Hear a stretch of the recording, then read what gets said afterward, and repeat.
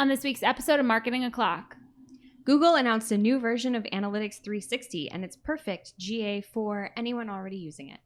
Microsoft Advertising is taking another page from Google Ads book, and this time they're not even giving us a fake reason for it.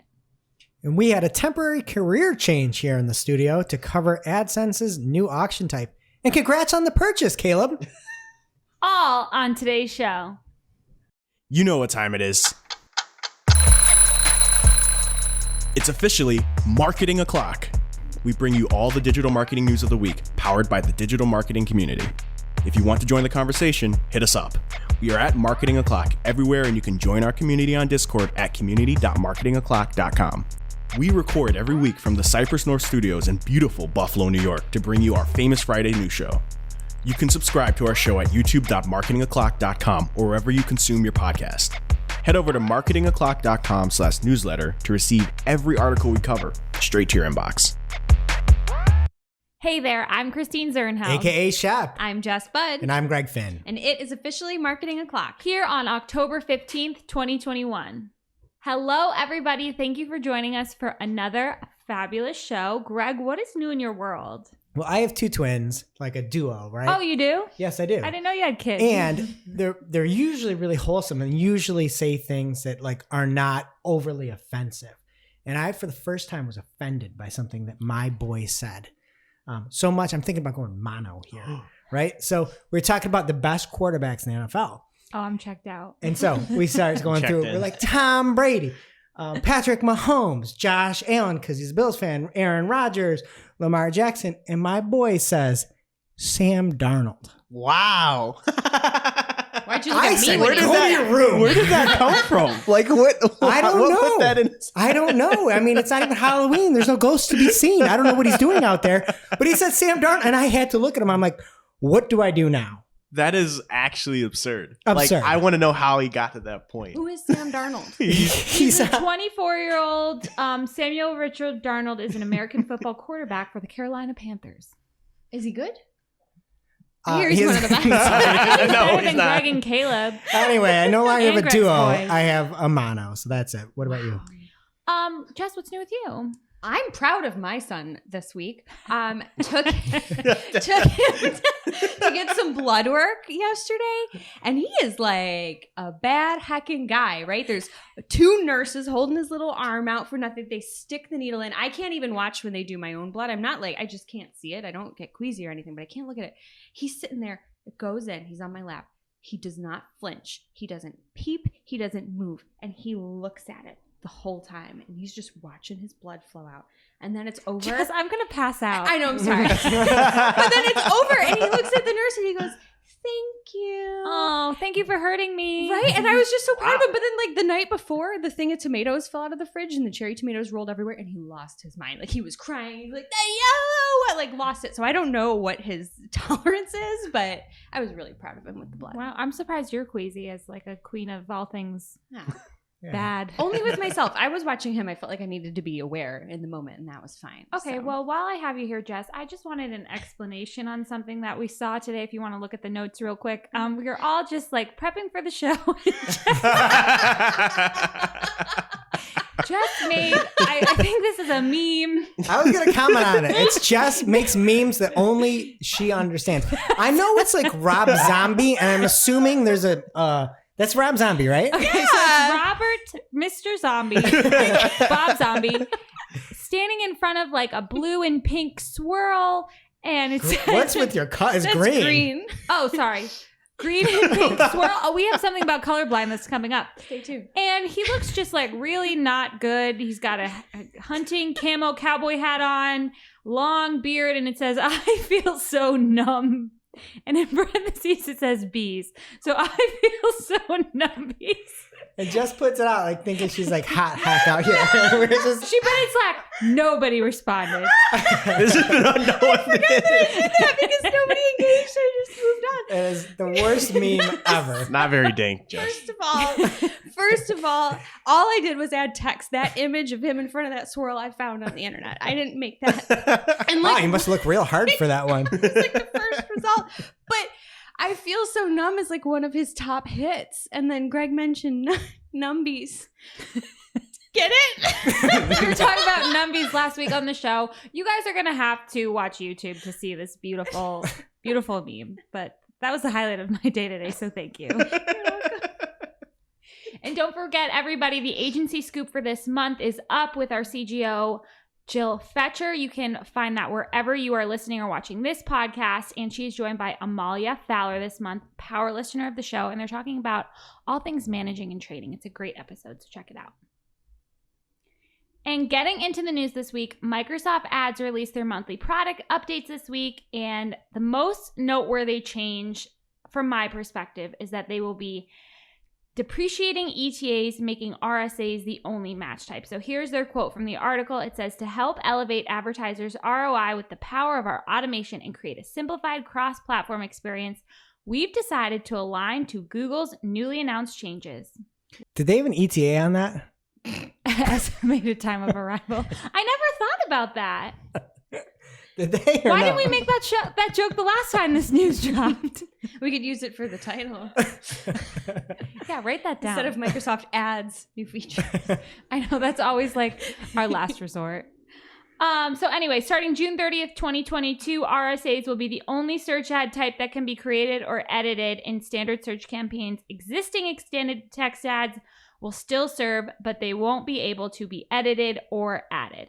With this announcement, they also said that ad customizers will be coming to RSAs in early 2022, so that is good news. I feel like this is a big difference here for Microsoft. We have heard a lot of these announcements. It's always in line with what Google's doing. This is the first time I think they've actually said in line with what Google's doing, Yeah, right? I think you're right. I feel like they're learning, like, don't blame us. Google did it. We're just taking a page from their book. Making it easier for you. I appreciate the directness. I do too. I wish the rest of the fluff wasn't in there. Hey, we're trying to make it easier to import. Yeah. Bless you. RSAs only. So I think that's interesting. And I would do the same thing because they're not the ones who made the decision. Google is. People are going to be mad about this. So I just think everyone needs to be cautious with this. I feel like a lot of people don't work in Microsoft all the time and then they'll be in there for one client. I know I've been surprised by how bad the keyword matching is compared to Google Ads. So who knows how their automation is in other areas. And I would just pin. So they made some other announcements in this article. The Microsoft Audience Network is expanding to 18 new markets. They have new reporting for view-through conversions, including metrics in reports for view-through conversion rate, CPA revenue, and ROAS. They have feed improvements for Microsoft Audience Network campaigns for easier filtering. They are introducing CPM pricing to standalone audience campaigns. For all you impression lovers, go crazy.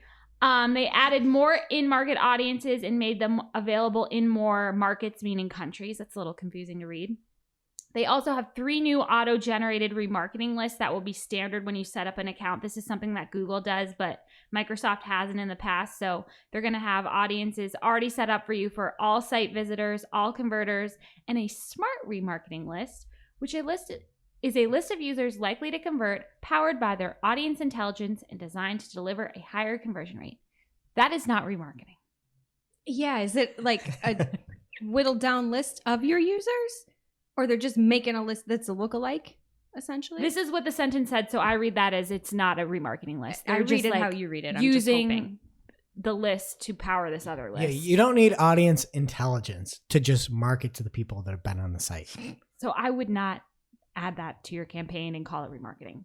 Just a little tip. But test it out. Yeah, Test it out. absolutely. Just don't call it remarketing, please. 100%. Call it a smart list. Done. They're also introducing new competitive insights at the multi-account level and a partridge in a pear tree. It's always just crazy. At the beginning of the month, they drop everything on us at once. And here we are reporting on it. And we're going to have to find another episode name. So if you have ideas, by the time they hear this, we'll have one. So that's Good point. Maybe I'll ask Twitter. We're always so desperate with Microsoft. Greg, what's your news this week? Well, next up, we have an article that was written from Google's horrific GPT-3 PR team. And here's the first sentence from the article, right? And this is about a feature change. Creating great content takes time, but earning money from it shouldn't. That's why we built AdSense. It shouldn't take time to earn money? It's about a change to the way that the bidding is. I know what AdSense is. You're on the AdSense blog. People don't just stumble upon it and be like, oh, look, hey, the AdSense blog. I need to know what it is. It's every single article. Every article. I mean, oh, God. They built Anyway. it a long time ago. They're basically moving from a second price auction to a first price auction. I'll explain what that is here quick and why it matters to you. But if you don't know what the difference between the first and second price auction is, there's really not anything to compare it to, but I'm going to try. Okay. So they're moving to what they had was a second price auction. So let's say I am a realtor selling a house. You should know how to check for a real realtor or a fake one. A real realtor has two things. Every realtor has them. They have a realtor, all caps somewhere, and they say realtor every single sentence you talk to them, and image of themselves on their business card. Yeah. That's how you know realtor, True. right? So I'm the realtor. I'm selling a house, okay? And a second price auction, the winner gets 1 cent above the second highest bid. So Shep, you're bidding on the house. You bid $50,000. Jess, what a steal. you bid $100,000. And Caleb, you bid $1 million. Oh, I'm just, yeah, absolutely. The winner realistic. is Caleb with $100,000 and 1 cent. Because you get this 1 cent more than the second highest bidder. Makes sense. Right?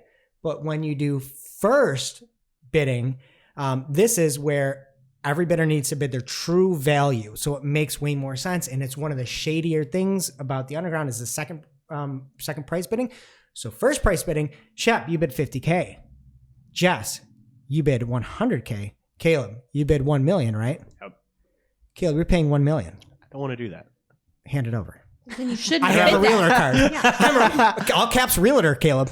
Do you have a card I can see with your name on it in your picture? Yes, and my face. It's like an ID. It's like, I know. Like, do realtors really like steal other realtors' cards that you have to have your pictures everywhere?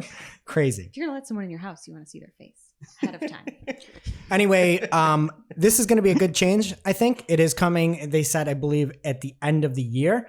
So if you do a lot of display, you may see some minor changes at the end of the year. So watch read the AdSense blog and just skip the whole first, paragraph, or listen to the show. We'll tell you what happens. And there's no need to do anything. It is just a change happening on the AdSense side. What do you got, Jess? All right. So last year in the main news, Google announced a new version of Analytics 360, which is built on GA4, and it's to, quote, address the measurement needs of large advertisers and agencies with more customizations, increased scale, and enterprise level support, end quote.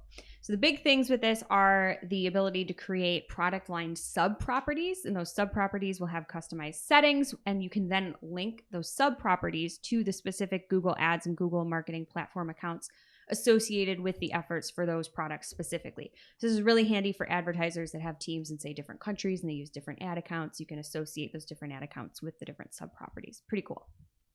Segmenting data is obviously important, so that's really cool, but it's also important to see, or to have the ability at least, to get higher level insights as well.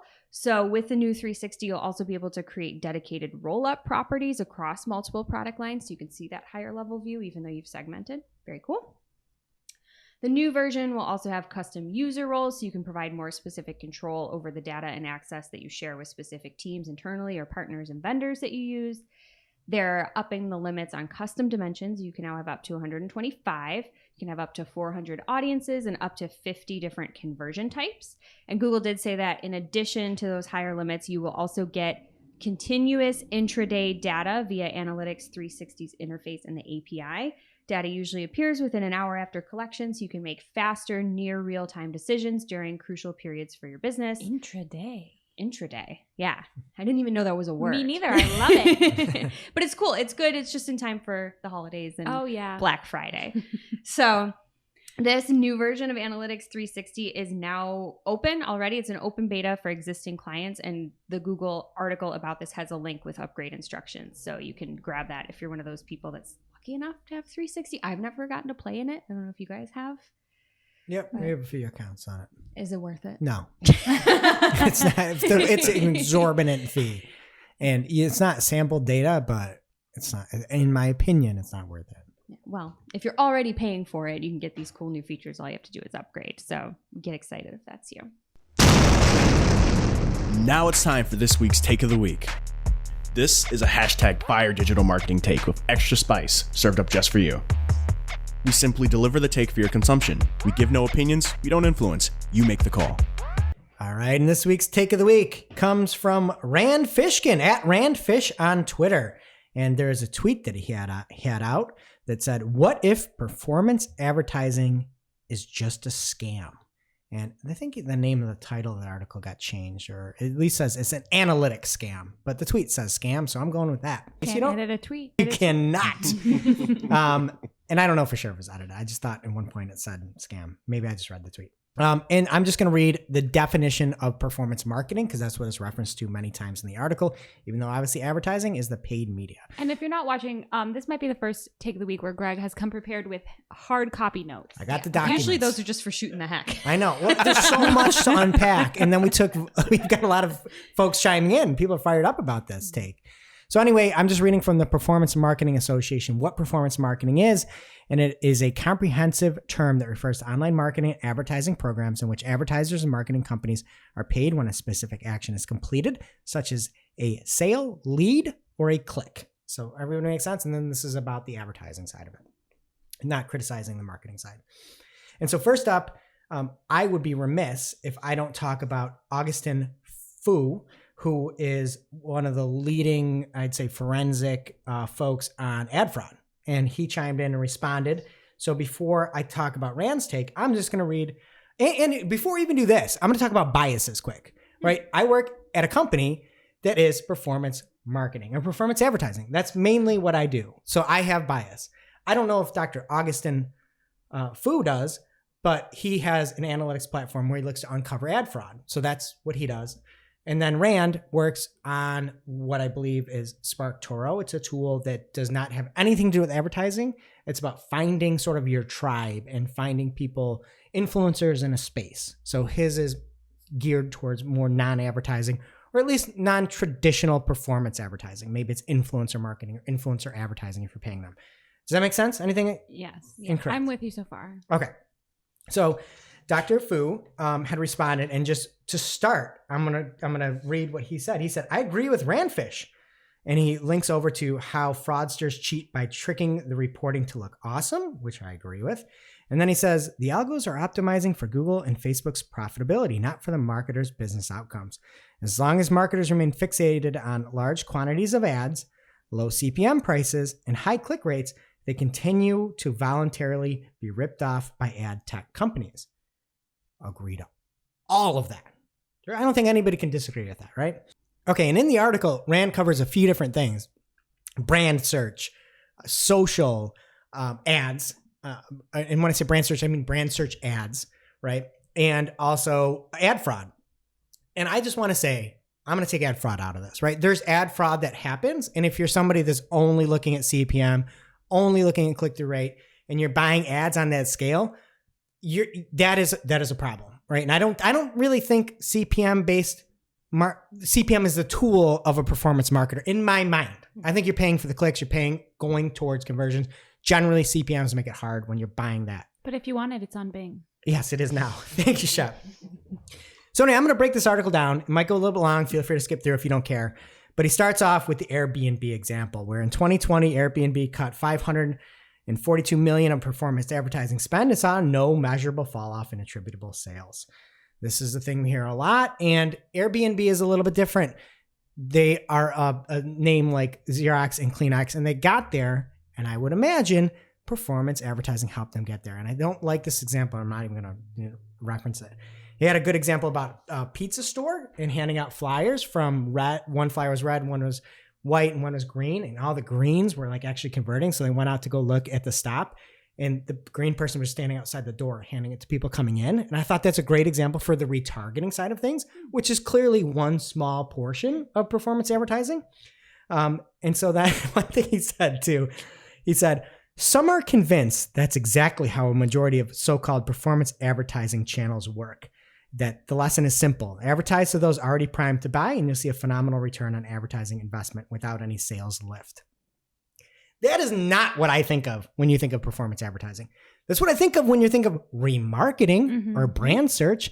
And I think that's a clear distinction in my mind is like, yeah, if you're going out and you're buying something to do with a certain piece of software that is unbranded, that has nothing to, there's no intent to buy from that company. So I would agree with them that, yeah, remarketing and brand search falls in that bucket, but everything else doesn't fall into that bucket, right? And I think that's one issue. Another thing he talked about was seeing a notebook that he had visited the site for and then got an ad for. And he was saying, well, it was already on my mind anyway. Should Facebook really get credit for this? And I get it. Yeah. You should look at the metrics that matter to you and how you find folks. Just because Facebook is saying that it drove a click that then turned into a conversion, you should take that with a grain of salt. You should look at your analytics package, come up with an attribution model that matches your audience. Maybe you're looking at it and weighting 70% first. I just did this huge analysis and forecasting, and I was looking at 70% first click, 20% middle clicks, and 10% for that last click. Should that attribution for that ad that brought them back and sold the book be worth 10%? I don't know. I don't know what that answer is, right? But yeah, it shouldn't take credit for the whole thing. I totally agree with them. And I think the intent of this article is really good. And then it kind of goes awry in a few other spots. So one other thing I wanted to read from the article was he said, determining whose ads to show and where has been the pursuit of a generation's best educated, best page knowledge workers for 2 decades. So color me completely unsurprised that Google and Facebook can tell you with absolute certainty that 72% of people who purchased on your website saw the ads you ran on their networks 3.37x times before conversion. The trouble is whether those 3.37 views actually modified the purchase behavior of that 72%. Seen? Yes. Modified behavior? If Facebook and Google were really that effective at modifying behavior, wouldn't we all be QAnon cultists by now? And I kind of lost it at that point there. But could it impact behavior? If you click on it, I would say this impacting behavior should it count as 100%? No, you've been on the site. And again, I think that's where he's going with it. I don't really get the example, or at least the QAnon part. Okay, and then another thing that he stated was, here we come, the second half of performance advertising pitch. Those perfectly timed, perfectly targeted ads will influence more people to buy your product than it would have without them. And he still appears to be talking about remarketing, which is a slice of the performance marketing pie. And he says, on this part, I don't believe the ad networks. And when it comes to remarketing, there's different kinds of remarketing, right? It's not just the same product over and over. You might say somebody downloaded a top of funnel content asset that you had, but didn't sign up for a demo. Maybe you're then saying, hey, book your demo. You're bringing them back, something of that nature. That's remarketing. That's retargeting. And that is very specific. So I don't like these generalities and lumping everything together. And I don't like taking remarketing and considering it all of performance advertising. I think that's unfair. And then he says, herein lies the scam. I'm not saying no one buys because of retargeting display branded search ad. I'm saying somewhere between 60 and 99% of the people exposed to those ads would have purchased anyway. And this doesn't have any how stats. did he get that number? Yeah. I have no clue. Everything is linked to here. We're going to get some of the links. There's no link here. So I think this is just saying that what he's saying is that 60 to 99% of people would have bought it anyway, which Because he thinks so. That's what I read from it. I don't know. Okay. So, and then he goes on to say, the ad platforms know this. Many of the ad buyers even know this, but because the platforms have no incentive to make incrementality clear, ad buyers look at their analytics and think, I should spend more on performance marketing. No good ad buyer does that. No. Those are bad ad buyers. Nobody's gonna be like, oh, we need more remarketing. Like, no. If you have a brain in your head, you know that you only have a finite number of people that are on your site to remarket to. They don't just appear every day. You can't just raise that budget. Like that's where I think he's too tied up into some of the remarketing side of things. Anyway, I'm going to keep running through here, and we're going to hear from Sam Tomlinson on a take from the line, call.marketing clock if you ever want your own take. Take it away, Sam.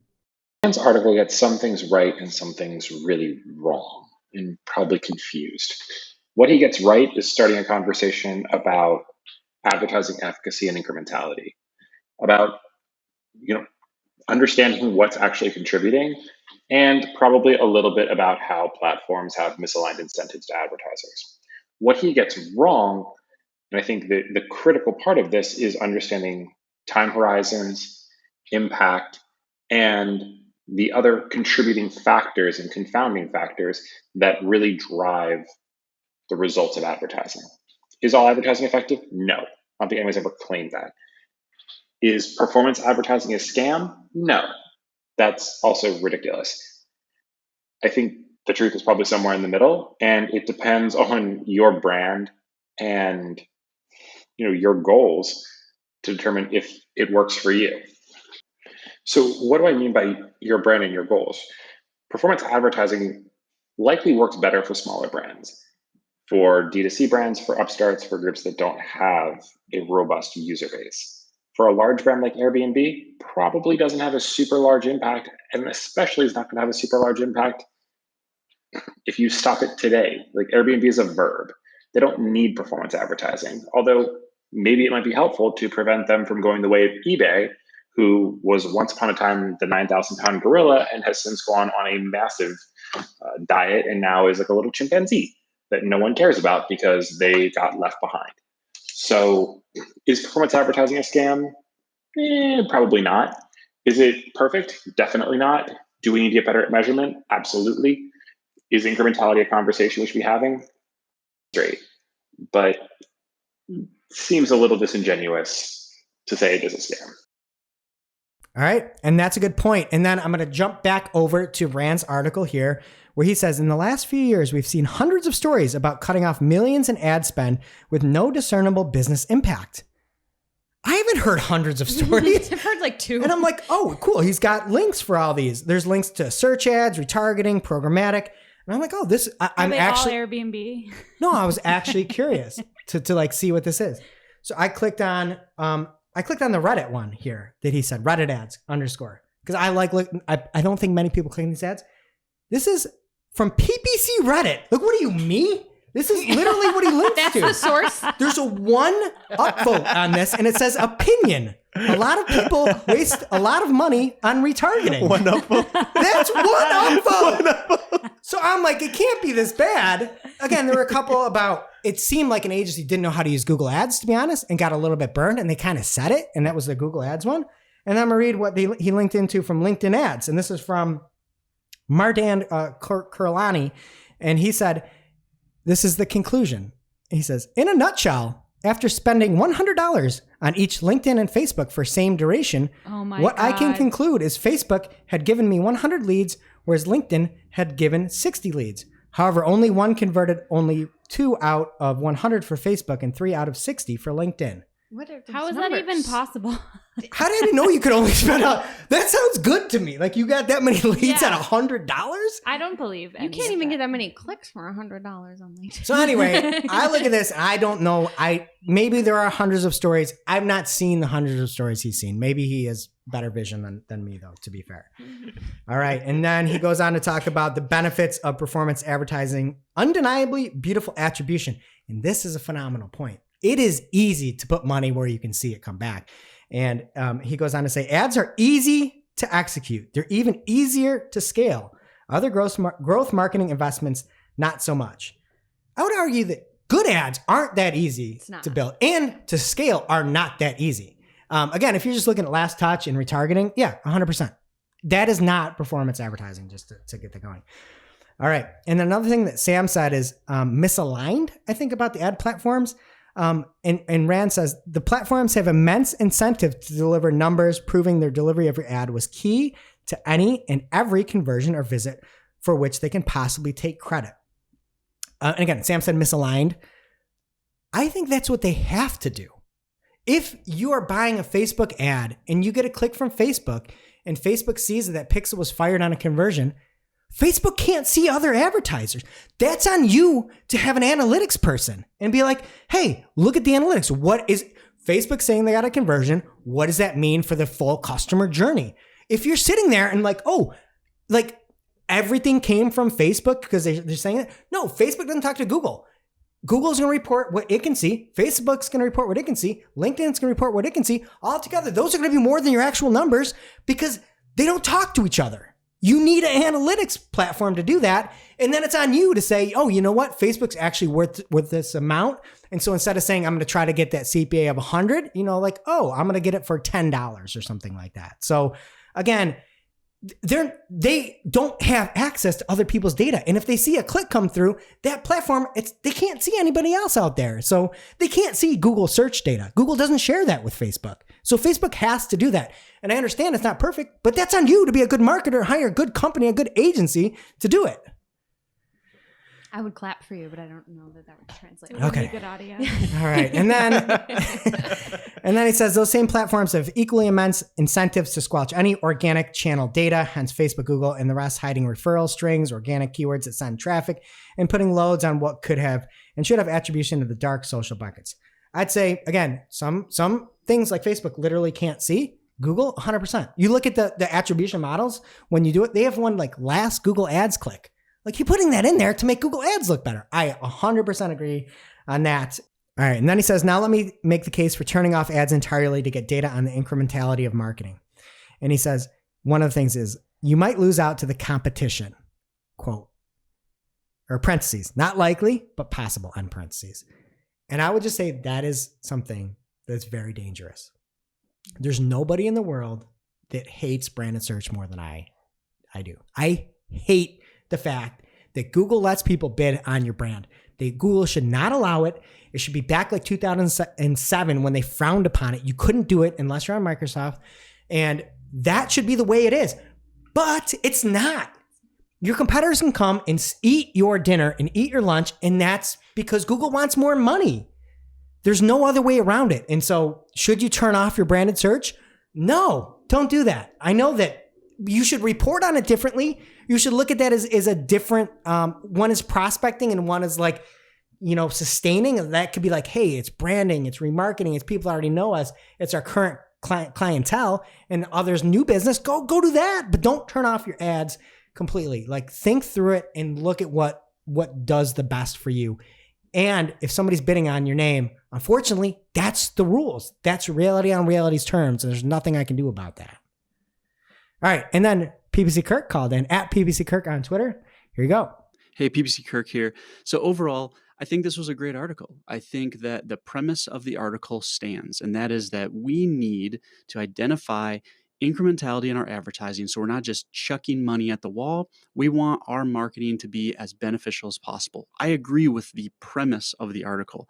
That being said, I think there were two significant issues with the article that actually weaken Rand's premise. So the first being, I think that Rand too often conflated remarketing with performance marketing. So he would use the phrase performance marketing, but a lot of times he's talking about these ads that kind of reappear and reappear and reappear, which is a specific segment of performance marketing, remarketing, which yes, we definitely need to talk about and think about that. That's completely separate from the overall way that paid media is used in performance marketing. All right, and then the second core issue that I had with the article, although overall I thought the premise of the article was good, the second core issue I had was I don't think Rand is allowing for incrementality in purchase intention in a consumer buying journey. And what I mean by that is, like, until the money's in the bank, then it doesn't really matter how much intention that person has, right? So Rand kind of completely wipes away benefit of performance marketing by saying, well, the person was already going to purchase, but the person hadn't purchased yet. And so I think it's unfair to claim an ad has full attribution when it is the one that leads to a sale. But I think it's also unfair to claim it has no attribution, right? Because there is some compounding thing that helps lead people over time to bring just the right thing in front of someone that causes them to buy. And I think that's an important part of marketing. Exactly. And I think that's a fair take, right? Like that's a fair take. So another example that Rand has later on in the article is about William Sonoma cast iron skillet. And just of note, like I'm agree. I don't like shopping ads for your brand stuff, but if other competitors come up, you kind of have to do it. And, this example, take out Williams-Sonoma, block that, and block branded, and really just report on them differently. And I think it'll be eye-opening as to how you actually drive real sales. And then he goes on to talk about an UniveRSAl ad for BI Performance Dashboard and how it loses nothing if I ever purchase a subscription to this display ad he saw. And he says, technically, it's still a brand impression. The brand marketers can say 4,219 tech CEOs saw our ads and we're gaining mind share. That's not performance marketing.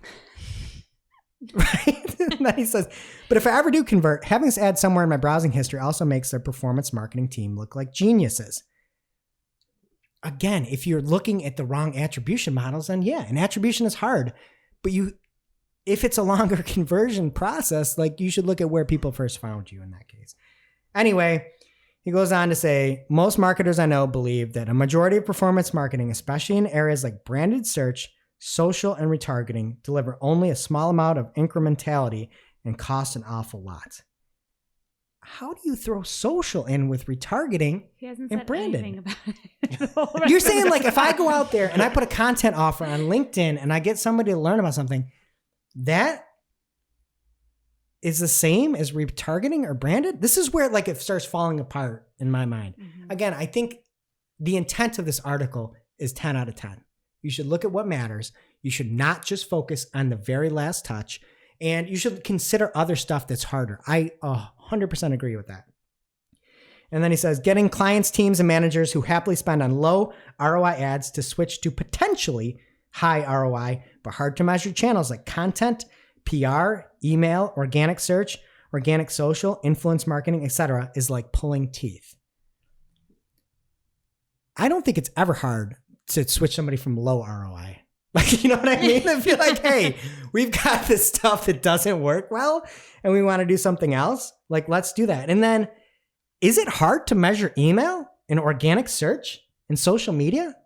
Like, that seems easy to measure, right? Like PR, that's hard. That's Yeah. hard. And like, I would also argue that's not high ROI. Nobody's ever been like, hey, high ROI PR. Like, that's like an oxymoron. Anyway, there's a whole lot more to it. And I'm going to finish up here. He says, my contention is that most marketers and brands could benefit from similarly risky experimental bets on hard to track, hard to execute organic marketing investments. Most could, with a disciplined, willing to fail approach, redirect 2/3 or more of their digital ad spend and over time win bigger boosts to demand with lower costs. And I don't know where these stats come from, but I would agree with him that many fantastic ideas get shut down because they're too much of a moonshot or because they can't be proven out. And if you read anything from this article, don't take away the fact that performance advertising is evil or bad or ineffective or anything like that. Take these nuggets away from it to try and test new things here. And I'm also going to kick it over to Sam. Again, he's got a little rant here. Take it away, Sam.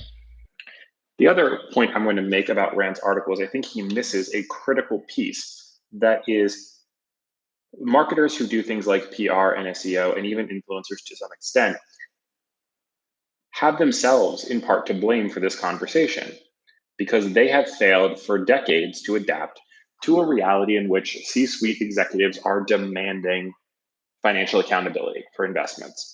Performance marketers, correctly, incorrectly, somewhat loosely, whatever, have adapted to that reality. HR has adapted to that reality. Product has adapted to that reality. And they translate what they're doing into dollars and cents outcomes. PR people are like, we got you coverage.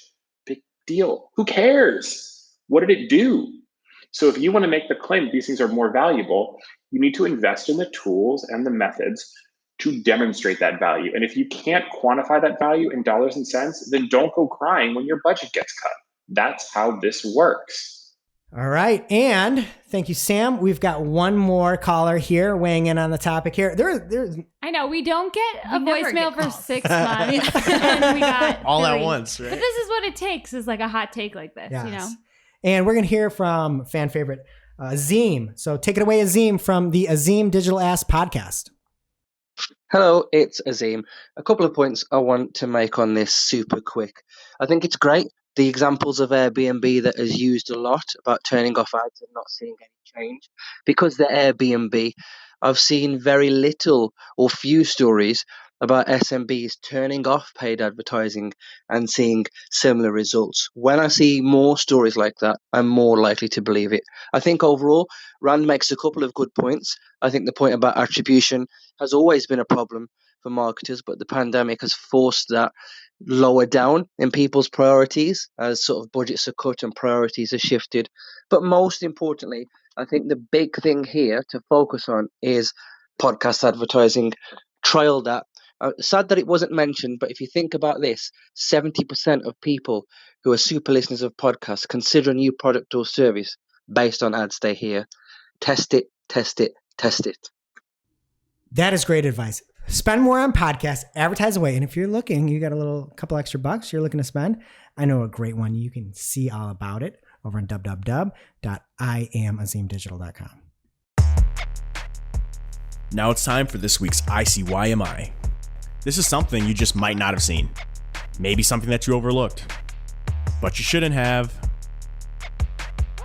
ICYMI people, we have a blog post here from PPC Kirk. Ever heard of him?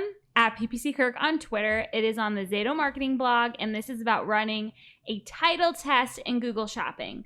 So ICYMI again, Google Ads makes it really hard to test some things, and this is just one of them. You basically have to hack the system, and PPC Kirk has a few options for how you can do that, including changing the title for some product variants and leaving the other ones as the control, doing this across multiple products, or testing titles in a set of products and using the other set of products as a control. Obviously, none of these options are perfect, so he tells you what you need to consider when determining a winner and a loser, and why it gets a whole lot messier when you're using Smart Shopping. So head over to the Zato Marketing blog if you want to learn more about that. Thank you so much, Kirk. Now it's time for this week's Pew, pew. lightning round. At this point in the show, we split up our content into 3 parts: paid, organic, and social. First up in the paid universe this week from BFF of the show, Andrea Cruz at Andrea Cruz92 on Twitter. She has a screenshot that is captioned, "First time I've seen this site link layout on mobile. New?" She's asking PPC chat if this is new to everyone. Definitely new to me. It is an ad for Moxio, and the site link extensions are stacked instead of like 2 and 2. It takes up a whole lot of screen real estate. Like The whole screen. Yeah. Everything above the fold is one ad. Because this is on mobile. So everything above the fold is that one ad. And then Barry Schwartz has an article about this because it appears to be a test across organic and paid. It kind of looks like a bug to me, but nobody else is saying it's a bug, so I guess not. These are both that organic and paid example are branded results. But if something isn't branded, like, you need to be pretty confident that this first result is a good one if you're going to do this. So he has one for Tesla, and it has this is organic, as I said, Tesla, and then it has all the models listed out as site links, and then about Tesla and careers. And it's literally like, I don't know if this is everything above the fold on desktop, but it's a lot. It takes up a lot of screen real estate, and just makes me think about how confusing the Tesla names are. Like, why do they go from Model 3 to S to Y to Z? No, there's no Z, there's X. Like Elon Musk's baby. I was going to say, this is how It's a code. It's gonna be his next child. The same person naming the cars is like who named the baby. Oh, I guess it is. Yeah, Elon. Mr. Musk. His to name you. is E, right? I just think that's really confusing. Yeah. But I think this is like game over for team pay. Well, it's great for team paid. Yeah. If you can pull these extensions out, especially if somebody's bidding on your name. Again, like we just said, it is the price of doing business on Google Ads and in Google in general. And if you can help knock those folks out, that's pretty awesome. Right. And for organic, I hope they would only do it for branded results, but I don't know. We'll have to wait and see. Google announced that certified state licensed entities in Connecticut can now use Google Ads to advertise for sports betting, or as Greg calls it, investing in sports, right? 100%. I don't bet on the stock market. I invest in sports. Online casinos and daily fantasy sports. This went into effect on October 7th, 2021. And you have to apply for certification if you want to be a part of this. Barry has a link in his article about this, which we will have in our newsletter in Discord if you want to apply. I've been feeling really left out lately because like everyone in our office is betting on sports these days. And I just like, I don't know anything about sports, but I really want to be a part of something, as you guys know. You're actually better off if you don't know anything. You're 100% better off. We pick the games every week, and my daughter is beating me by one game. True story. I don't know about Your that. son's from, not like, if he's a Darnold guy.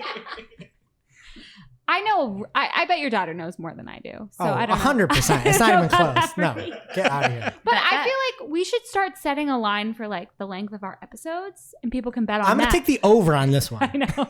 I still don't understand that. Over under. Well, you want to be under, right? I don't know. I win limbo contests all the time, so I want the under. Shep wants the under. I love it. Okay, and from David Herman at Herman Digital on Twitter. He says, not sure if this is a bug or not, but I presently can't target under 18 on Facebook. I see just judging my notes. Oh my God. It You gotta put this in Discord. It looks like an unsavory. It looks like an I NSFW. just realized that. I was drawing a target, okay, because I had to edit the notes. But he has a screenshot from Facebook ads, and he's unable to select any age under 18 for targeting purposes. And Rock Hladlink replied on Twitter and said, no more under 18 targeting. It's a new feature from Facebook. This started to roll out in his accounts in September. Basically, as soon as you add any custom audiences to include or exclude or interest, you can only target 18 plus. And then David Herman with the response that's just me every day. I hate everything. Same. And from Sean Ellie at SLA2134 on Twitter. He has a screenshot from Google Ads, and it's comparing performance of different ads, presumably in a campaign. And there's a responsive search ad with 2 conversions and a $38 CPA. I should report on impressions, actually. 277 impressions and a $38 CPA. Then he has another expanded text ad in here with 10 impressions and a $22 CPA. And he says, thanks for all the impressions to the RSA, Google. We have to pay $30 more per conversion. Also, we have to optimize ad rotation turned on, so you would think ETAs would be getting more impressions. This has been going on forever. RSAs always get more impressions, no matter what. People are responding and like defending Google, like RSAs need more testing. I don't care if you're making ad rotation optimization or rotate indefinitely an option. Like, don't lie to me. Especially when RSAs are going to be the only ad type. Don't lie to me. Like, just get rid of that feature. Don't make me waste the calories pressing the button. This makes me so mad.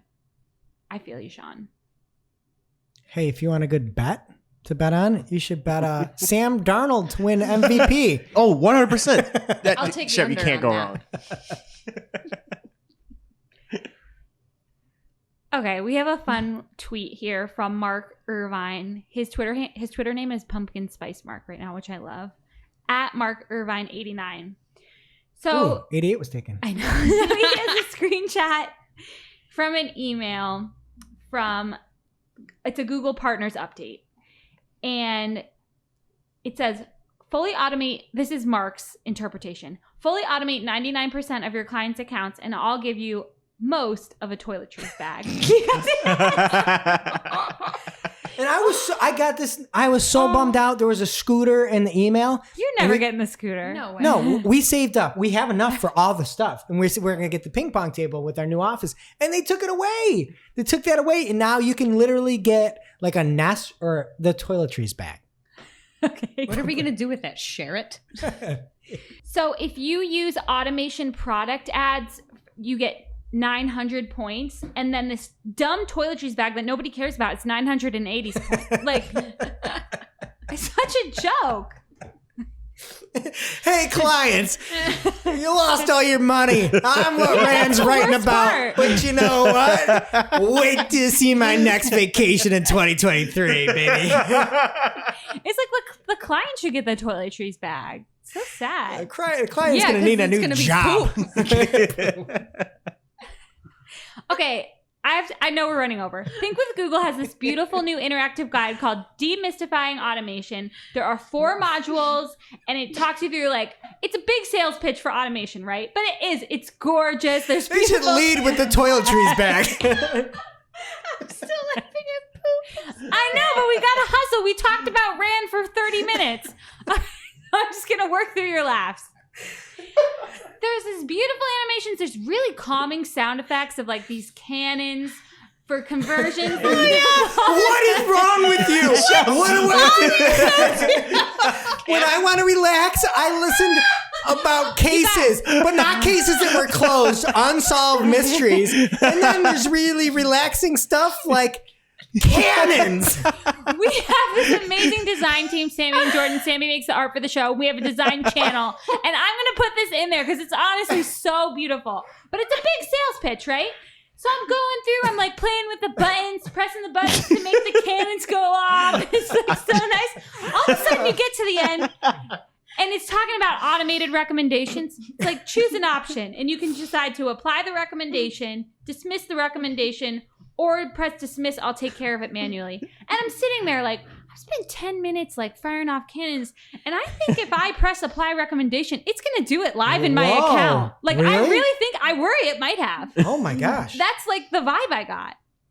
It's like all fun and games. And all of a sudden it's like, are you going to take the recommendation? It was really scary. You could get 900 points though if you do that. Should have done travel travel. case. Just imagining Shep looking up like artillery compilation.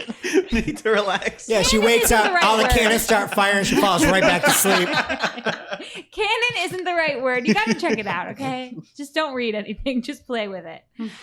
Okay, and we have a little tip from Christina in our Discord channel. She had a pop-up on her Facebook page today that she hadn't seen in the wild. Neither had I. And it says that they are adding a small business badge to your ads. And then she pressed learn more and basically just told her she could opt out if she wanted to. So that's great. And finally here in paid, Mike Ryan is back with his Q3 benchmark report. He says, big picture, he's impressed with what e-com advertisers achieved year over year and hopeful for Q4 besides Shipageddon. I hadn't heard that term before. Oh, really? It's so terrifying. We have a Geddon problem. Everything's a Geddon. Like, it needs to be less Geddons out there. You gotta get it while the getting's good. Ugh.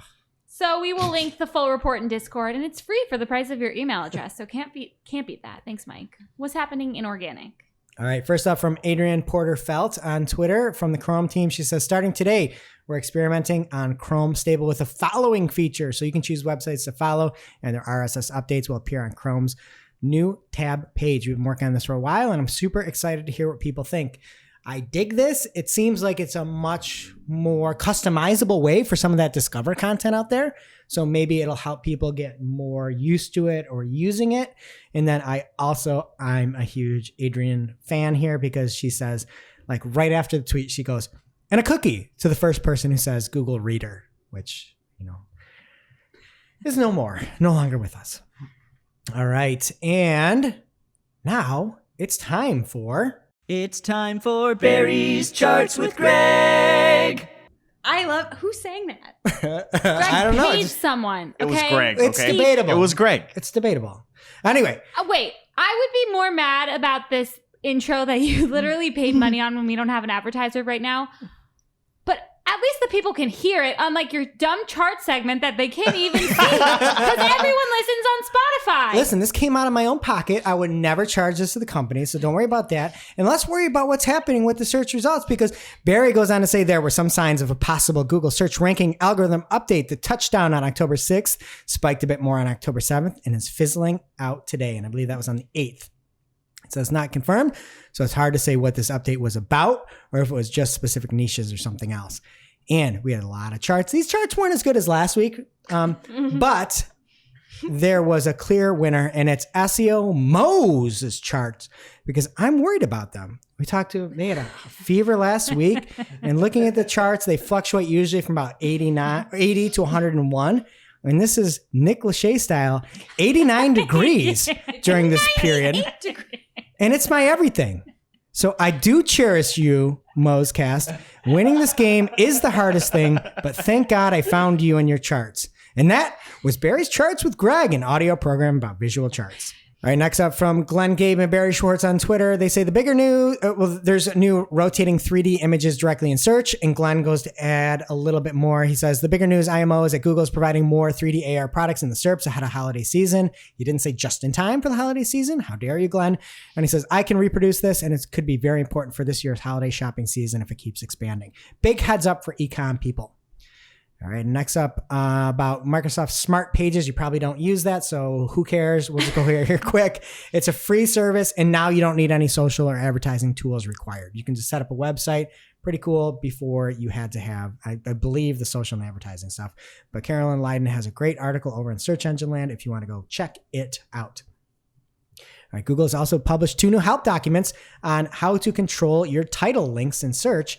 And yes, that is a new term. Title links. It used to be web titles, and now they're calling them title links. Is the title of a search result in Google search and other properties, for example, Google News, that links to the web page. I kind of like it though, because it is linked. It's much better than web title, which is like title tag, and I don't know, just too much. And then they say that there's a few different things like the content in your title elements, the main visual title or headline on a page, a bunch more. Go check it out. Community.marketingclock, or sign up for a newsletter at marketingclock.com/newsletter. And up next in YouTube news, they are now making automatic captions for live streams in English language available for all creators. Up until now, those captions have been only for channels with over 1,000 subscribers. And even then, the access was limited. So you now have full access. And they're expanding subtitle translation options to mobile, which is cool. And finally, they're making video transcripts searchable, enabling users to find specific segments of video clips based on the caption text, which is awesome. Yeah, but good luck transcribing you at the speed you're speaking right now. Yeah, I'm like the Micro Machines guy. All right, and next up for the Wonder Down Underwood, Brody Clark at Brody SEO on Twitter. He says a test where YouTube video content is more engaging in Google search results. Hovering over a video starts a preview on desktop, normal, with the video then becoming larger, including the description, test. It's really cool. Go check it out over on brodyclark.com. You hover over the video and it gets much bigger. So like if you got good, really work on the titles, descriptions, and start your video well. Unlike us, we have a long intro. People don't like it. What am I supposed to say? Next up from Barry Schwartz on Search Engine Roundtable, the Google Performance Report for the news page experience filter is changed on September 13th. You'll see a notation or annotation in your Search Console, so check it out, and the numbers might look a little bit different. Wait, what's that? Oh my, what a nice little treat for the listeners.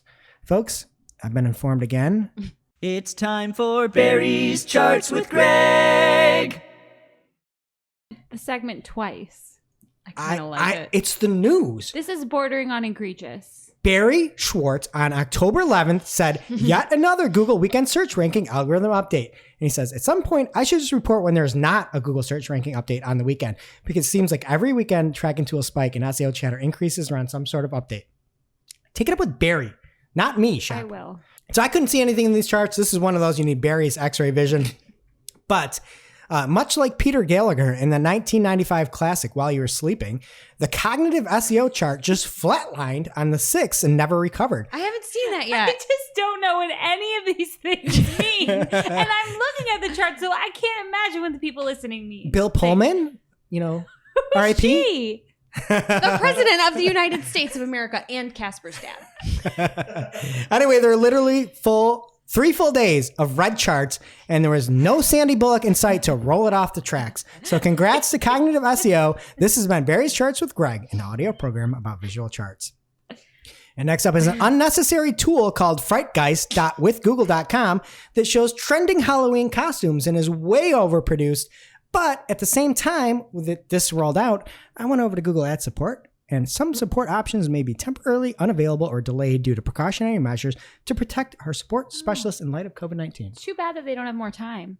Yeah, I know. This Nobody is wants pretty. Fright Guys. And it's fake. You know it's fake because I'll get to it in a minute.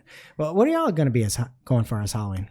I think me and my husband are going to be Obi-Wan Kenobi and Luke, Anakin Skywalker. That's excellent. Love that. That's amazing. Live long and prosper. I want. What about you, Caleb? Me and my girlfriend are dressing up as ketchup and mustard. Which one of you got the short end of the stick and got the ketchup? Oh, I love ketchup. Get what out of are you here. talking about? No. Heinz for They're better 57 together. varieties. What about you, Jess? I'm just gonna wear black and put on my witch hat, like I do every year. All you need is a witch hat because you're already in black. What are you going to wear? I was going to go as sexy goofy. I'm horrified. But that's how you know the Fright Geist isn't real. There's not one thing about like a sexy this or that. That's what all the costumes are. Nobody's gonna watch the YouTube now. All right. Well, my backup Or they plan is just going as I want to go as Matthew Lillard from 13 Ghosts. Yes. But I'll just be Matthew Lillard if you don't get the 13 Ghosts reference. All right. Lastly, in a day in the life of Power listener news, Hillary Quinn was featured over on SEMrush's Twitter. So if you want to see what a day in her life is, she's like so put together too. Like everything looks cool, and she's drinking decaf drinker and all that stuff. She's putting headphones on. I just imagine she's listening to Marketing Clock. But go check it out over on SEMrush's Twitter. All right, first up in social this week, there are some new features in the works for Twitter Blue, which, is that subscription service without an edit tweet button that they're piloting. So John Henshaw at Coy Wolf, that's at Coy Wolf on Twitter, broke the news last week that Twitter Blue's ad-free articles was to replace Scroll's ad-free reading experience. So this is according to an email that Scroll sent out to their subscribers stating that as part of our acquisition by Twitter, Scroll's ad-free reading experience will eventually become ad-free articles as part of Twitter Blue. They then went on to say that they're going to shut down Scroll as an independent service in approximately 30 days. So that comes along with some other new features that were discovered by Alessandro Paluzzi. 30 days. Happy Halloween. Those other features include a top articles feature, the ability to customize navigation tabs, longer video uploads, and early access to new features. So this is still not available in the US, but if they keep it at the same price that it currently is, where they are piloting it, I believe it's Canada and Australia, it's about $3 US dollars. I don't know if it's worth it even with these new features because I don't use Twitter, but it's better than just custom colors and dedicated support. I don't know if you guys would pay for this or not. No, I wanted an edit button. I won't pay for anything. You will or you won't? Nothing. Yeah, not even $3. Nobody asked for any of these things. All right. Speaking of things nobody asked for, from Alexandru Voica, the EMEA Tech Comms for Facebook covering innovation in AI, peanut butter, open source maple syrup, sustainability, Guns N' Roses, and Facebook apps. Wait, That's his what? Twitter bio. He works for Facebook. A lot of innovations happening in maple syrup these days. So Yeah, they're going to start making it from other kinds of trees now.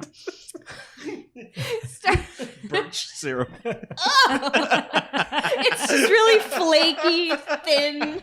Toiletry syrup. Is that a tree? You just need more points. It's like the marker event.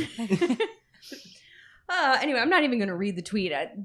They apparently on Instagram, they're combining IGTV and feed videos into one format, and you'll get a new tab for that. I don't care. So it sounds like they're getting rid of IGTV. Yeah, it's just video now. Yeah. Yeah, it's... Thank you, Captain's Obvious. Okay. So stupid. I'm just going to keep reading tweets here. Here's one from @TwitterSupport. The option to remove a follower is now rolling out to everyone on web. I removed you all. I didn't notice. See ya. Yeah. You can't get the good tweets anymore. I will if you tag me. I still won't get them. As a reminder, this option does allow you to remove followers without actually blocking them. So it's a softer touch. I'm just going to remove people and get mad at them. Why? Be like, Casey Gillette. I'm going to remove her. Be like, Casey, why did you remove me? You're the pride of Ava. Why would you do that to Casey? I don't know. I wouldn't do it to her. You just wanted to say her name. But like, would people like actually think that like you would stop following somebody? Like, I would not notice, and I'm not even like that's not even a joke. I would not notice on the platforms that I'm active on if someone removed me. and I would wouldn't never notice. remove Casey. We're a Casey. We're a Casey Stan podcast. Yeah, I ship that. 3 sling points. Oh, here's something handy that Rand can cite. From Menachem Ani @Menachem Ani on Twitter, he tweeted the sideways eyes emoji and a screenshot of a notification he saw on Twitter. It says, "We're testing downvoting on replies. It's not public or visible to the author. It will just help us understand what people think is valuable to the conversation." I like it. Some tweets stink. They shouldn't be shown. Also, what about upvoting? Oh, that's mean like a like. likes? Yeah. Also, I have a move that I don't know if I've talked about before, but I think it's like an original move here where if I tweet something, I want it to be known as the fin, right? Where you have something you tweeted, you like your own tweet, which is dirty in and of itself, and then you retweet it a day later. So you like and retweet your own tweet, that's a fin. Have you done this? I just did it today. It felt really disgusting. What was the tweet? Was it worth it? It was about, it was. Barry had a tweet about Squid Games and said Yeah, it was a good tweet. Somebody should do Squid Games SEO game or something like that is what he said. So then I retweeted and I said, Google is already, I did a quote tweet and I said, Google is already playing the game with us one vertical at a time. Me and Jess aren't watching, so we don't get it. We don't get it. Well, it's a good tweet. Good for you. All right, let's stick with what Twitter is up to. From 9 to 5 Mac, The Bird is apparently working on a Spaces tab for the web interface. This is in addition to the tests they're already doing on mobile, as well as the ability for users to subscribe to newsletters from within Twitter without having to go to their email and confirm the subscription first, which is nice for people that like to neglect their inbox. Do you guys want to guess how many unread emails I have since the time I deleted everything? Oh my gosh. I hope I've zero. left it Are alone you keeping since. it zero? Why would you do that? 454. Nope. Kayla? 362? How many? 362. Shot. 1,002. You all got the under on that one. 2,088 at time of press. See, you know how it works. How Do often I? Yeah. how often do to you me. clear it out? One time ever. Like a month ago. Yeah, that'll do it. Okay, here's a headline. Facebook launches an audio hub in the US for podcasts, live audio, and short form clips. We all know what a podcast is, and live audio is the Clubhouse, Twitter Spaces feature Facebook is working on. This is from TechCrunch. They noted that the short form audio, which is beginning to roll out now, is called Soundbites, and it's a sort of TikTok for audio offering. I don't understand it. what that means. This is weird. What I really do not. And if you want to find out for yourself, you can find the new audio hub under Watch in Facebook's nav, which that is makes a lot of super sense. intuitive. Yeah. Can't wait to listen to the new Vinny Hacker audio. Nobody knows what that means, Greg. Hey, we could send around the chart song using this, right? That's it. the only That's good it. news. It's a text meme. It's Oh. dang. People are going to love it. I'm telling you right Audio. now. Yeah. FB stock, bye. Charts are coming, baby. In on it. Was that a Nick Lachey reference too? Bye, bye, bye. Yes. What? That's in sync. And so am I. You people are With so culture. uncultured. I can't. All right, if you need a hand being more inclusive with your copy, LinkedIn has published the Inclusive Language for Marketers, a pocket guide. And this is important, I think, just because in general, human beings, right? But if you need numbers, a recent report from Facebook found that only 41% of consumers feel represented in the ads that they see. So this could be really helpful for you to go after the rest of whatever 100 minus 41 is. And the guide looks at obvious things like saying you guys, but also more hidden or less obvious things like being grandfathered in. So it's just very thought-provoking and it's totally free. So pass it along to your copywriters. No harm in that. Next up from Fast Company, Facebook and Instagram are designed to consume our time and attention, but it is increasingly clear that this is damaging to our mental health, privacy, and democracy. That's an exact quote, and I will now paraphrase. There is a new social network called Minus that mimics Facebook, but really discourages engagement. You get 100 posts ever for your entire life. All right, I just told you to buy Facebook. sell, minus. You know what? They named it after how much money their investors are going to have. Why would anyone do this? Well, it is from a professor, an artist and professor at the University of Illinois, and it's just a statement. Like, I don't think anybody thinks this is going to make any money, and I love fighting the establishment, so hail Satan. I'm in. That's so stupid. That's really dumb. It's good writing, though. I'm going to make one that only allows you to have one post. I'm going to beat them. That's the amount It's that I called usually non-plus. post anyway. Non-plus. There we go. I can't deal with you guys today. Minus plus. Okay. We're almost there. Next up from TechCrunch, Reddit has hired Polly Bott, the former vice president of product and design at Google Cloud, as the company's first chief product officer. He will report directly to Reddit's CEO, who did say, as part of our leadership team, he'll build on our critical work to offer new ways for people to contribute to endless conversation and encourage authentic human connection. What a terrible job to walk into. You walk into Reddit and you look at it and you're like, 50% of the content on my site is porn. Like, how are you going to do it? Like, what are you going to do? Well, the other half is like, thanks, I hate it. So it's a good place to be. Yes, so. I say thanks, I love it. I'm Good looking luck, forward to good seeing luck, what they Mr. do. Huffman. Yeah. It's like Melissa Mayer and Tumblr. Like, this got rid of the porn and got rid of Tumblr. That's true. Tumblr. Oh, okay. Tumblr's non-existent. It's ridiculous. Literally does not exist. Doesn't it's gone away?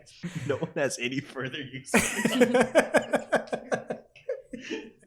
All right, here's some short form audio news on Twitter. You can start a space and invite people via DM directly to come in. So that's exciting. Get all the vampires. Julie, What? you can now do that. You have to invite vampires in, Chef.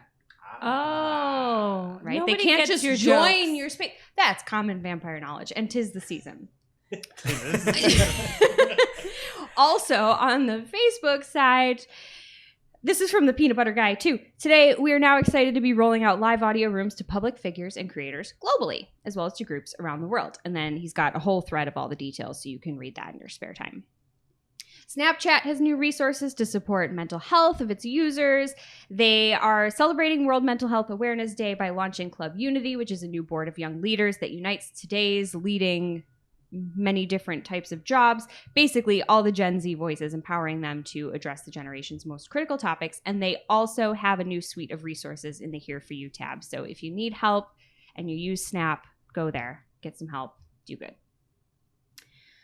Next from Matt Navarra at Matt Navarra on Twitter. Twitter's search users tweets button on profiles is now available for some users. Oh my gosh, this will be life-changing for Right? me. Really? You could just put the name of the person in and then that and search. But I saw people saying, let the cancel games begin. Oh, don't use this for evil. Use this for Well, good. I mean, if people are being inappropriate, it's an easier way to surface it. Don't be inappropriate. How about that? Fair enough. It's really hard for some people. Yeah. They Some of us don't mean They it. should get out of here then. All right. Lastly here, shoppers on Pinterest have 85% bigger baskets than shoppers on other platforms, and they spend twice as much per month. And there's a citation for that stat. So if you're in e-commerce, listen up, pup. New things are coming to Pinterest to help you encourage that bigger basket behavior. For one, you can now let people know more about your business and what you stand for. Merchant details will let you display brand values like being responsibly sourced, invested in good, inclusive. You can highlight communities such as being Black-owned or disability-owned and more. Pinterest has also expanded its verified merchant program to include more countries so you can help build trust in those areas. This is another hashtag team paid crossover, but there are some ads updates as well. Some new formats, which they didn't really get into at length in their announcement, but slideshow for collections sounds like something auto-generated, so be careful with that, but it automatically pulls products from your catalog into attention-grabbing collections ads. They call it a lightweight hero video, but it's an ad. And then they also are launching idea ads with paid partnership, which is a new format that is a joint partnership between creators and advertisers. The creator makes an idea pin and then tags the brand partner, who can then turn it into an ad. So things to look out for if you're working with a creator or if you're just doing any kind of e-commerce on Pinterest. And that brings us to our real life segment. Straight out of our accounts and into your ear holes. It's time for working hard or hardly working. I just had a thought with campaign experiments. They make it, if you change the budget in the original campaign, it changes it in the experiment campaign. I think you should be able to say, this is what I'm testing. Everything else, if I change it in the original, I want it in the other. Because if you're testing like ads or something and you're using manual bidding, it's not that hard. They're doing it with the budget. They should do it with everything. That's what I've got this week. Greg? And for me, we have one client where it's B2B, a SaaS client, and, you know,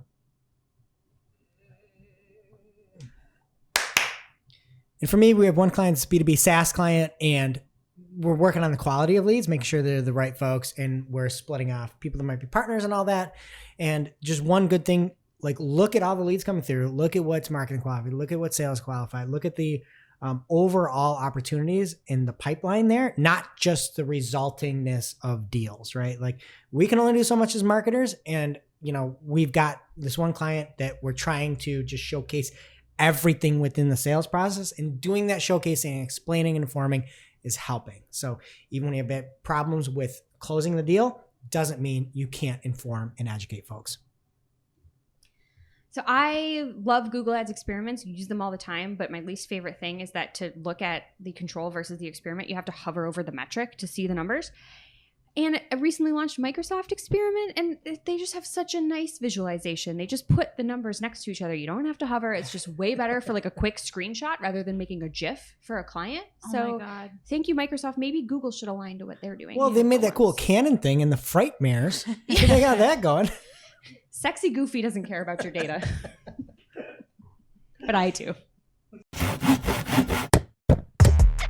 And now for this week's Cool Tool. As a reminder, our Cool Tool segment is not an official endorsement or paid mention. We're simply sharing something we found in our travels that may be of use to our listeners. And is really, really cool. This week's cool tool is the color blindness simulator from Colblinder. The tool allows you to upload an image and view it from the perspective of various types of color vision deficiencies. It algorithmically transforms any picture into the same picture as seen by red, green, blue, or completely colorblind people. It's a really, really handy tool and is super easy to use. It's good for accessibility audits or just a quick check if you've got some new assets. We'll link to it in our newsletter and on Discord, so pick your poison and check it out. And now it's time for our must-read marketing article of the week. An article so advanced, so in-depth, so detailed, we simply cannot cover it in its entirety on today's show. And this week's must-read marketing article of the week comes from Glenn Gabe from G Squared Interactive on the internet. And he says, what happens to crawling in Google search rankings when 67% of a site's indexed URLs are pagination, an SEO case study. And Glenn goes on to talk about Google's stance on handling pagination over the years, when they nuked the rel next and previous or prev, what Google's John Mueller was peppered with questions about on pagination and all the important parts that you need to know. And even though I can't talk, you better be able to read, because he covers it all, including final tips and recommendations for sites with a lot of pagination. So we appreciate it. Head on over to gsqi.com. Go to the blog and read away. And just one big thanks. We're still shipping some things out. Everything should be shipped. We've been, let's just blame it on the supply chain. It's all coming away. It'll all be shipped out this week. And then also, thank you to everybody that shares these episodes. There's so much time that goes into them. And sharing that or getting somebody else hooked on us, it means the world to us. So we really appreciate it. And again, thank you, Glenn, for that awesome must-read marketing article this week. All right, that does it for today's show. It is now officially not Marketing O'Clock. Thanks for listening. And we'll see you next week. Thanks for listening to this week's Marketing O'Clock. If you're looking for more information on today's topics, head over to marketingoclock.com/newsletter to receive every single article we covered. We share the news as it breaks in our Discord community. Head over to community.marketingoclock.com to join. And we'll see you next week. Welcome to this week's Shootin the Heck. We're after our famous Friday news show. We don't talk about marketing anymore. We just shoot the heck. This is Greg's favorite game. Nobody else really cares for it. I mean, I kind of like it. The rules are a little fuzzy, but he gives us two options of people to travel with, and we pick one, and we're always wrong. So we're ready. No. Okay. There are answers in the notes right here. Okay. And quick, you take just a sneak. cheat. Okay, so travel buddies. Are you traveling the globe with somebody that got perfect attendance in school, or somebody that had perfect grades? Ooh, this is Perfect good. attendance? I'm gonna go attendance as well. Why? They're not gonna be late for the plane. They're gonna be on time, and they will do whatever it takes to make it to like whatever event, rain, shine. It's they're getting popular opinion anyway, so we'll just go with that. You're going with attendance, correct? Final answer, Shep. Sure. Okay. Now, Caleb was really good last week. And unfortunately, he did not bring it in this week because people with perfect attendance will go anywhere, anytime, even when sick. And this is COVID times. This person is going to infect you and infect everybody and bring deltas to upsilons to epsilons. It's going to be a disaster. If it wasn't COVID times, maybe. But no, wrong answer. They didn't have perfect attendance in COVID necessarily. Yeah, and also people with perfect grades are only going to go to places that have like 5-star reviews on Yelp, and I don't have time to do that research. The answer's here. Sorry, you're wrong. I was gonna say I don't think you're gonna change Greg's mind. Next up, are you traveling with somebody that is an adult that wears Velcro shoes versus an adult I don't care the other option. that wears tearaway pants? Oh my god. Tearaway So would you pants. not- That's Greg, sexy isn't that goofy. you? The two are very often the same. There's a big overlap there, okay? You have to pick. That This is not absurd. This one's fair. hard. You have to pick. I don't want to travel with either one of these. No, the tearaway pants person is fun. Velcro shoes, They're I have kind questions. of having a comeback a little bit. Not Who? for me. Velcro shoes or Yeah. tearaway pants? I'm going with Velcro shoes because I don't want to travel with you. That was weird. So wait, what was it? Say that again. I'm going with Velcro shoes because I don't want to travel with Greg. Have don't you have ever tearaway seen Greg in pants. tearaway pants? I They're Greg is Snap wearing pants. tearaway Snap ones pants that you just right rip now. off. Oh, there's a difference? Not the zippy one, not convertible pants. Tearaway all day. Tearaway is Magic Mike. I'll go tearaway. Okay. While you would think it might be tearaway, you're actually incorrect. Because the person that wears Velcro shoes, again, let's just say there's no underlying issue that you have Velcro shoes. They're just lazy. That's a lazy way. You're like, oh, I don't want to tie my shoes. And then that's what you're going to be like. You're going to have to do all the planning, all the driving, all the picking of restaurants, everything. You're going to have to pay. You're going to have to do everything just because the other person's lazy. Now, the tearaway pants person might get you in trouble. You might go into jail for a night when it tears away the pants at the restaurant. Yep. But either way, it's a fun time. You're not doing all the work. So did This we get a begs the point? question, though. Greg, What you age? just accidentally called us right. Let's just Yeah, move we on to just the got a next point. one. But Greg, what age is like inappropriate to wear Velcro shoes? Like when do you stop? The Because you said same adult. age it's inappropriate to wear tearaway I pants. think when you're younger, it's worse because you need to learn how to tie your Velcro's shoes. like diapers. You wear them to a certain point, you stop, and then you get back into them. You And know. my father-in-law just this weekend said he wished he could find Velcro shoes. I'm so glad he doesn't listen to the show. All right. All right, and this one's going to be a little... we can't do this one. Please keep that in. Guys, that'll be on our premium channel. Are you going on vacation with somebody that calls a stimulus check a stimmy? Or are you going on vacation with somebody that calls blue cheese balooch? Stimmy! We are not traveling with these Did you know I people. call it blooch? No, you don't. Yes, I do. Stimmy. Shut up. Blooch. Don't say that word. I call it blooch. Stimmy, 100%. The Stimmy guy is Yeah, the just like Stimmy fun. He he's like take serious stuff and make it like, relatable and cool. Stimmy, 100%. I'm Stimmy guy, by the way.